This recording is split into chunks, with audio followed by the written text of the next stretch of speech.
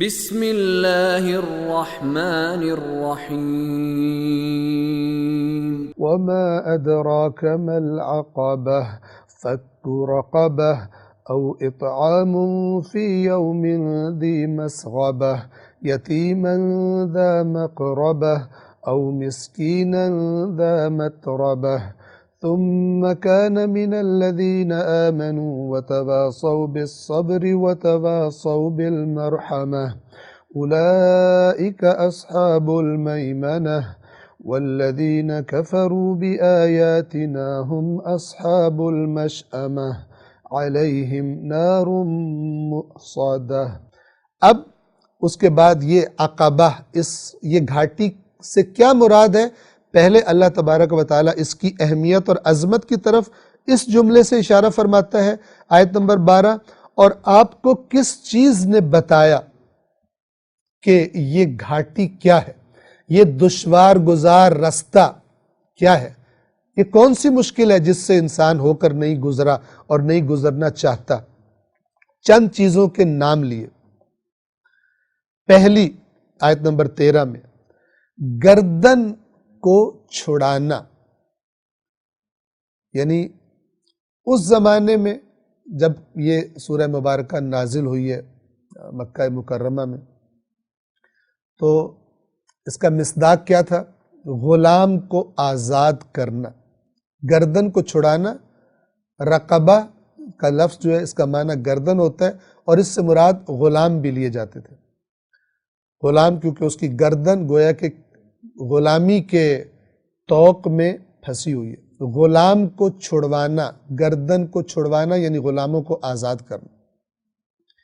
آج کے زمانے میں بھی مثال کے طور پر اگرچہ اس طرح غلاموں والا نظام نہیں ہے، لیکن کسی انسان، کسی مومن کی گردن کو چھڑانا یعنی وہ بری طرح کسی مشکل میں پھنس چکا ہے، کوئی اس پر بہت بڑا جرمانہ لگ گیا، کوئی بہت بڑا نقصان ہوا اس کے کاروبار میں، اور اس کی ساری زندگی مثال کے طور پر بکھر گئی ہے۔ اب گویا اس کی گردن پھنس گئی ہے کسی مشکل میں، اس کی گردن کو چھڑانا ظاہر ہے کہ یہ مشکل کام ہے۔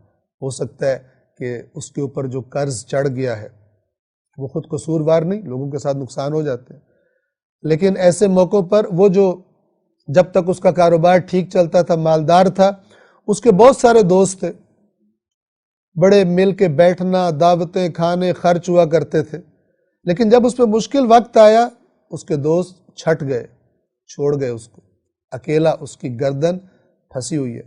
اللہ تعالیٰ فرما رہا ہے کہ ابھی تک انسان اس گھاٹی سے ہو کے نہیں گزرا، اور وہ گھاٹی کیا ہے؟ گردن کو چھڑانا۔ آیت نمبر 14، یا فاقے کے دن، بھوک والے دن کھانا کھلانا۔ اس سے مراد یہ بھی ہو سکتی ہے کہ کسی ایسے شخص کو کھلانا کہ جو بھوکا ہو۔ اس سے مراد یہ بھی ہو سکتی ہے کہ ایسے ایام میں کھلانا جب قحط پڑا ہو، یا مثال کے طور پہ آج کل آپ دیکھتے ہیں کہ یہ کرونا وائرس کی وبا کی وجہ سے بہت سارے لوگوں کے روزگار، خاص طور پہ وہ کہ جو مثلا ہر روز محنت کرتے ہیں اور اس کے بعد ان کو اجرت ملا کرتی تھی، وہ اب کہاں سے کھائیں گے؟ اس سے مراد حتماً یہ بھی ہے کہ بھوک کے دن کھانا کھلانا۔ بھوک کا ایک دن نہیں ہوتا، بھوک کا ایک مہینہ بھی ہو سکتا ہے، بھوک کا ایک سال بھی ہو سکتا ہے۔ اب ایک دفعہ کہ انسان فقط روٹین میں تھوڑا بہت خرچ کرے، اور ایک دفعہ کہ انسان کا جذبہ ایمانی اسے یہاں تک لے جائے کہ خود اپنے آپ پر کچھ تنگی برداشت کر کے بھی، یہ ہے گھاٹی سے گزرنا، دشواری کا احساس کرنا، وہ کام کرنا جو مشکل لگے انسان کو۔ ایک دفعہ میں خرچ کرتا ہوں، مجھے کوئی مشکل کا احساس نہیں ہوتا، ایک دفعہ میں ایثار کرتا ہوں، اپنے اخراجات کو جو میں کر رہا تھا انہیں کچھ کم کرتا ہوں، اپنے کھانے پینے، اپنے جو میرا مثال کے طور پر اس سے پہلے زندگی کا پلان تھا اس کو کچھ میں سمیٹتا ہوں، اور وہ پیسہ کہ جو میرے پاس اس کے نتیجے میں آتا ہے وہ پیسہ میں اس مشکلات کے زمانے میں لوگوں پر خرچ کرتا ہوں تاکہ ان تک کھانا پینا پہنچ سکے۔ دشواری کا احساس کرنا خرچ کرتے ہوئے۔ اللہ تعالیٰ فرما رہا ہے کہ ابھی تک انسان اس گھاٹی سے ہو کر نہیں گزرا، اور آپ کو کس نے بتایا، کس چیز نے بتایا کہ یہ گھاٹی کیا ہے؟ گردن کو چھڑانا، دوسرے کے درد کو اپنا درد سمجھنا، یا فاقہ کے روز کھانا کھلانا، یعنی بھوک کے روز کھانا کھلانا۔ کس کو؟ آیت نمبر 15، کسی یتیم کو جو قریبی ہو، یعنی رشتہ دار ہو۔ البتہ یہ خاص تاکید کی جا رہی ہے یہاں پر، ورنہ عمومی طور پر یتیموں کے بارے میں قرآن مجید کی آیات اور اس کے بعد احادیث محمد و آل محمد علیہ السلام واضح ہے، اتنی واضح ہے یتیم اور مسکین کے بارے میں کہ ابھی سورۃ الماعون انشاءاللہ آج آگے آ جائے گی اسی 30ویں جز کے دوران، کہ اللہ تعالیٰ فرماتا ہے جو مسکین اور یتیم کے ساتھ جس کا رویہ ذمہ دارانہ نہیں ہے وہ قیامت کو ہی نہیں مانتا، وہ روز جزا کو جھٹلاتا ہے، یعنی اس کی بیماری بہت خطرناک ہے۔ کسی رشتہ دار یتیم کو 16، یا کسی خاک نشین مسکین کو۔ اب یہ خاک نشین ذا متربہ، متربہ وہی تراب سے مٹی والا، مسکین اور خاک نشین یعنی جو بہت ہی بری حالت میں ہے، گویا اس کی زندگی مٹی میں مل چکی ہے، اس کے پاس کچھ بھی نہیں۔ خاک نشین کسے کہا جاتا ہے؟ جس کے پاس زندگی کی بنیادی ترین ضروریات بھی نہ ہو۔ اسے کھلانا، اب یاد رکھیے کہ اس کھلانے سے یہ مراد نہیں ہے کہ ایک دن مجھے جوش آئے، میرا موڈ بنے اور میں ایک دن جاؤں یا یہ مثلاً آیات سنوں اور ایک دن کسی بھوکے کو جا کر میں کھانا کھلا دوں، یہ مراد نہیں ہے۔ پوری ایک ذمہ داری اور ایک مزاج سازی کی طرف یہ رہنمائی ہے قرآن کی، کہ معاشرے کے یتیم، بے سرپرست، معاشرے کے مسکین، یہ قرآن پر ایمان رکھنے والوں کی ذمہ داری ہے، اور جو یہ ذمہ داری ادا نہیں کرتے اس کا مطلب ہے وہ آسان کام کر رہے ہیں، اپنے آپ کو دیندار سمجھتے ہیں، لیکن فَلَقْتَحَمَ الْعَقَبَةَ، گھاٹی سے ہو کر، دشواری سے ہو کر ابھی تک یہ نہیں گزرے۔ انہوں نے گویا کہ میٹھا میٹھا دین کاٹ کے الگ کر کے اپنے لیے پسند کر لیا، اور جہاں ذرا سختی ہے، جہاں ذرا کڑواہٹ ہے، اس طرف نہیں جاتے۔ یہ دین کے ٹکڑے کرنے والا دین قرآن کے بتائے ہوئے احکامات، تعلیمات کی روشنی میں یہ قابل قبول نہیں ہے۔ کسی رشتہ دار یتیم کو یا کسی خاک نشین مسکین کو 17، ثم، پھر اس کے بعد، یہ اس کے بعد سے مراد ہے یعنی یہ جو کام کر رہا ہے ان کے ساتھ ساتھ یہ چیز بھی ہو۔ ایسا نہیں ہے کہ ایک دفعہ کر کے چھوڑ دے، ایک دفعہ جوش آئے، موڈ آئے، جیسے بعض لوگوں کو آ جاتا ہے، کوئی تقریر سنی، کوئی کتاب پڑھی، کوئی مثال کے طور پر اس طرح کا کوئی آڈیو کلپ دیکھا، جوش میں آ گئے اور اٹھ کے کھڑے ہو گئے، کوئی کام کیا، اور ایک دو دنوں یا چند دنوں کے بعد وہ جوش اتر گیا۔ مستقل مزاجی نہیں ہوتی، اپنی عادت میں داخل نہیں کرتے۔ تو یہ اس کی طرف اشارہ ہے کہ نہ کہ ایک دفعہ کر کے انسان چھوڑ دے، ثم، پھر یہ شخص ان لوگوں میں شامل ہوا، یعنی ان لوگوں میں شامل ہو جائے کہ جو مستقل ایسا کام کرتے ہیں۔ ثم کان من الذین آمنوا، پھر ان لوگوں میں شامل ہوا جو ایمان لائے، وتواصوا بالصبر، اور ایک دوسرے کو صبر کی نصیحت کی، وتواصوا بالمرحمہ، اور ایک دوسرے کو رحم کرنے کی تلقین اور تاکید اور نصیحت کرتے ہیں۔ یعنی یہ پھر اس گروپ میں شامل ہو گیا، نہ کہ ایک دفعہ کر کے پھر چلا گیا۔ اس گروپ میں شامل ہو گیا، اس گروپ کا حصہ بن گیا جو حقیقی ایمان والوں کا گروپ ہے، اور ان کی علامتیں کیا ہے؟ وہ ایک دوسرے کو صبر کی نصیحتیں کرتے رہتے ہیں۔ صبر یعنی ڈٹے رہو، اللہ مشکلات کے بعد آسانیاں کرنے والا ہے۔ خرچ کرنے سے، معاشرے کے مسائل پر خرچ کرنے سے، غرباء، مساکین، یتیموں پر خرچ کرنے سے ہاتھ روکو نہیں۔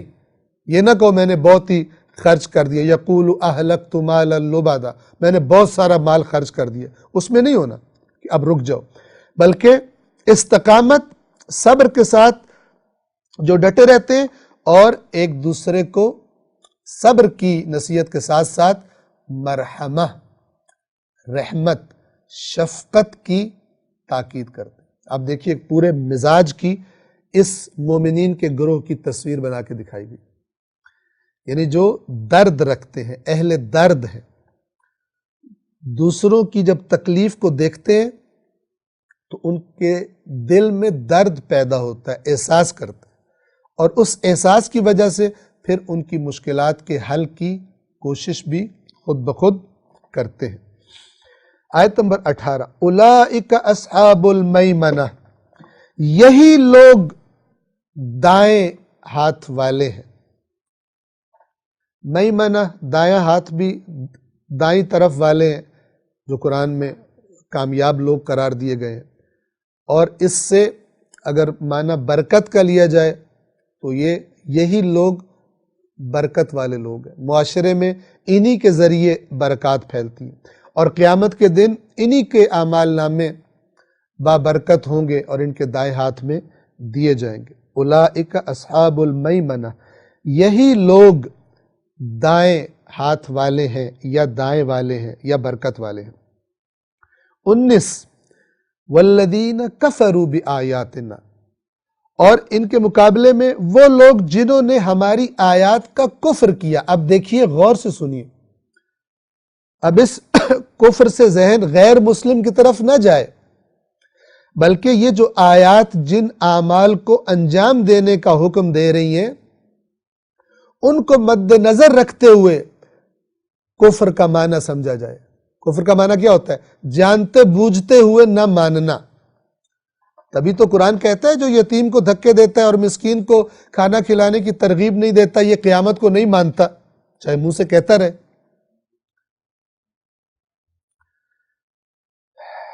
اور وہ لوگ جنہوں نے ہماری آیات کا انکار کیا، جس بھی آیت کا انکار کریں اس میں شامل ہے، لیکن یہاں بالخصوص خرچ کرنا، یتیموں مسکینوں کا خیال رکھنا، پھنسی ہوئی گردنوں کا چھڑانا، جو ان باتوں کا انکار کرتے ہیں، ہم اصحاب المشأمہ، یہ لوگ بدبخت ہیں۔ مشأمہ یہ اردو میں ہم ایک لفظ استعمال کرتے ہیں، بڑا شوم ہے، یعنی نحس ہے، یہ اس قسم کا لفظ ہے۔ اسی لیے ہم نے عرض کیا میمنہ یعنی بابرکت، بابرکت کے مد مقابل شوم، نحس، یہ لوگ نحس ہیں کہ جو معاشرے میں سب محرومیاں دیکھتے ہیں، اپنے اکاؤنٹ اور اپنے پیٹ تو بھر کے رکھتے ہیں لیکن ان مشکلات کا احساس نہیں کرتے۔ یہ اسلام کا نظام یہ ہے، یہ نہیں ہے کہ چند چیزوں کو جس میں کوئی مشکل نہیں ہے، چند ورد، چند وظیفے، چند عبادات، چند نوافل ان کو لے لیا اور معاشرے سے انسان غافل ہو جائے اور سوچے نہ کہ معاشرے میں کیا ہو رہا ہے۔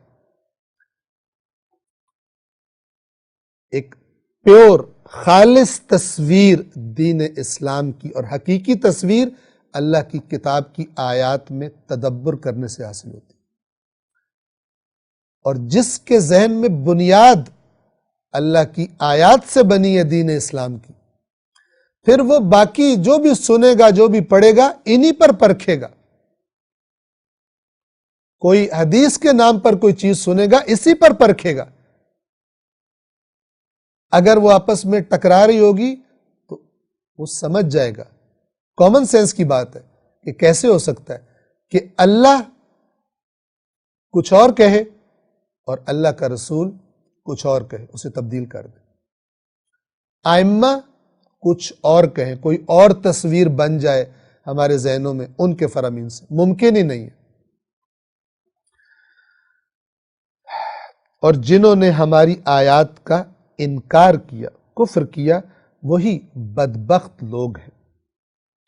آیت نمبر 20 جو آخری آیت ہے، انہی پر ایسی آگ مسلط ہوگی جو ہر طرف سے بند ہوگی، یعنی ایسے گویا کہ ایسی چیزوں میں، ایسی عمارتوں میں، ایسے ستونوں میں ان کو ڈال کر آگ کا عذاب دیا جائے گا کہ جو ہر طرف سے بند ہوں گے، کہیں سے باہر نکلنے کی گنجائش نہیں ہوگی۔